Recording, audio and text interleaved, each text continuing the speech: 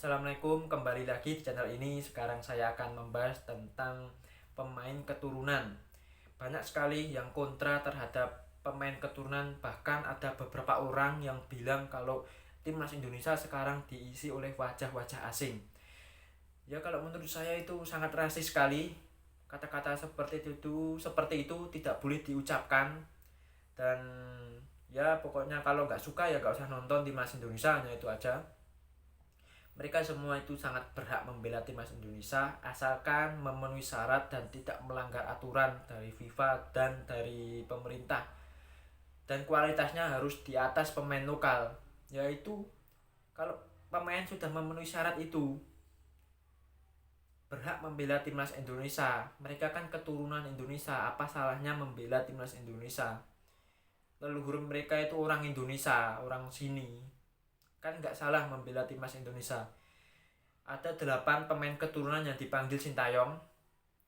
Seperti ada Elkan Bagot. Elkan Bagot itu bukan pemain naturalisasi, tetapi dia tuh memilih menjadi warga Indonesia pas umurnya sebelum sebelum 20 tahun karena ibunya kalau nggak salah orang Indonesia. Terus ada Jordi Amat. Jordi Amat pemain yang sangat bagus sekali, pemain keturunan Spanyol, memiliki pengalaman yang sangat luar biasa di Liga Inggris dan Spanyol. Terus ada Sandy Walsh. Sandy Walsh ini pemain yang benar-benar cinta terhadap timnas Indonesia. Dia itu sudah menunggu bertahun-tahun, bahkan kalau nggak salah 4 atau 5 tahun menunggu dipanggil oleh timnas Indonesia. Saking cintanya sama negara ini, dia pernah menolak negara lain, dinaturalisasi di negara lain. Dia juga keturunan negara mana gitu, pokoknya negara lain yang timnasnya lebih maju dibanding timnas Indonesia, tetapi dia lebih memilih Indonesia karena sangat cinta terhadap timnas Indonesia, negara ini maksudnya. Terus ada Saint Patinama, nama Indonesia banget kan. Patinama itu marga asal Indonesia, apa salahnya dia membela negara leluhurnya. Terus ada di lini tengah ada Mark Klok. Mark Klok itu, kalau Mark Klok itu leluhurnya orang Indonesia, bukan kakek atau neneknya atau orang tuanya, sehingga dia harus menunggu 5 tahun agar bisa bermain di timnas Indonesia.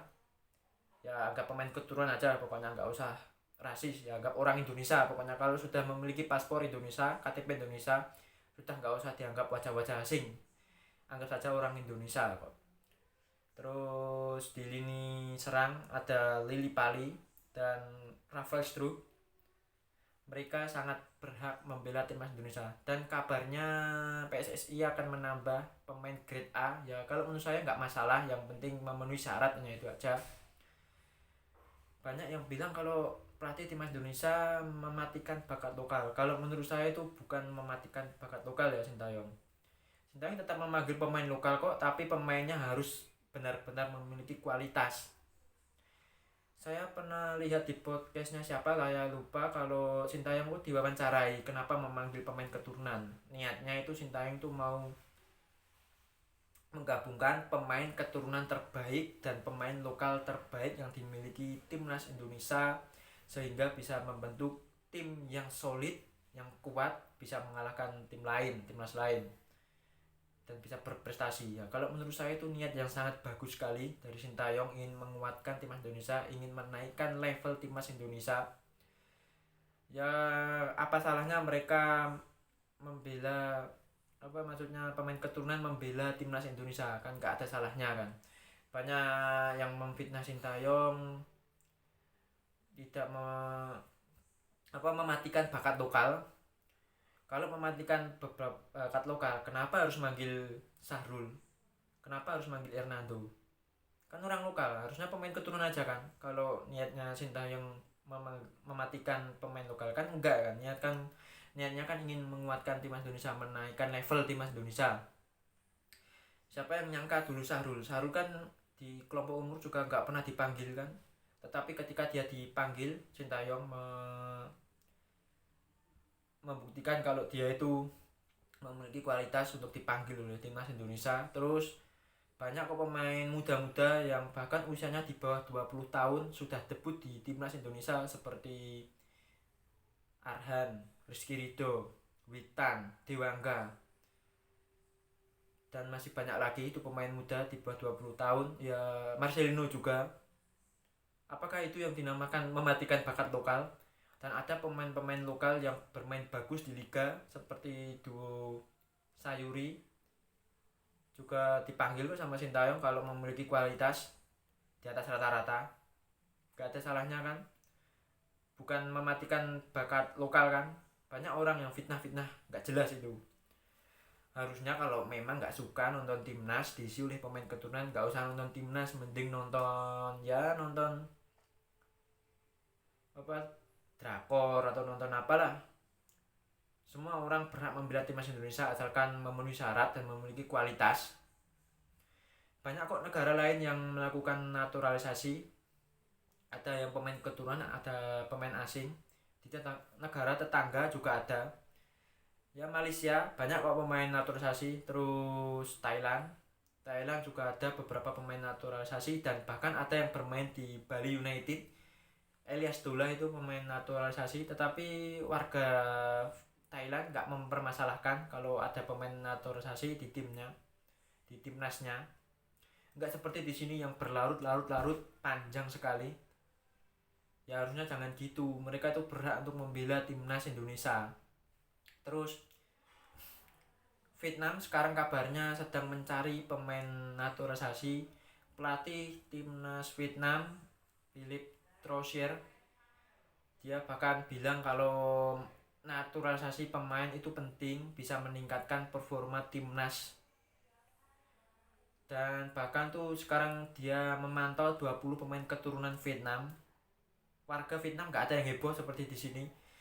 Terus timnas di negara maju yang lain seperti Maroko menaturalisasi pemain keturunan. Hasilnya apa sekarang? Hasilnya timnas Maroko ranking FIFA-nya melesat tinggi.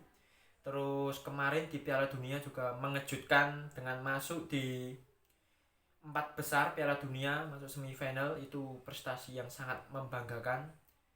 Kalau Indonesia seperti itu, wah gila. Kedepannya kan Indonesia kan akan akan ikut event-event yang sangat besar seperti kualifikasi Piala Dunia. Kalau lolos, wah ini bisa menjadi prestasi yang sangat luar biasa bagi timnas Indonesia. Dan tahun depan ada Piala Asia, bermain di Qatar, menghadapi grup yang kuat. Kalau menurut saya ada Jepang, ada Vietnam, ada Irak. Itu grup neraka, isinya pemain-pemain berkualitas. Jepang itu banyak yang bermain di Liga Inggris dan Liga top Eropa lainnya. Irak juga ada pemain naturalisasi, salah satunya ada yang bermain di MU.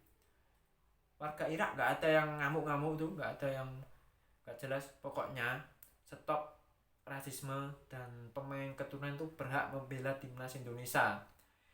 Ya pokoknya ya jangan rasis lah pokoknya. Ya kalau memang gak suka ya gak usah nonton, gitu aja.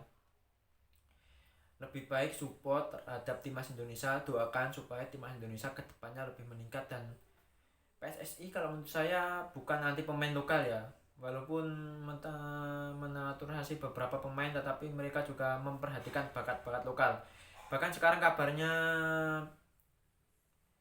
ketua PSSI yaitu Pak Erick Thohir sekarang di Jerman sudah ya mencari direktur teknik baru dan memantau gimana pembinaan usia dini belajar di sana. Itu kan sudah sangat fokus kan, sudah meningkatkan sepak bola Indonesia. Jadi jangan diganggu, lebih baik fokus mendukung saja, support, doakan supaya sepak bola Indonesia kedepannya lebih baik dan timnas Indonesia semakin meningkat dan berprestasi.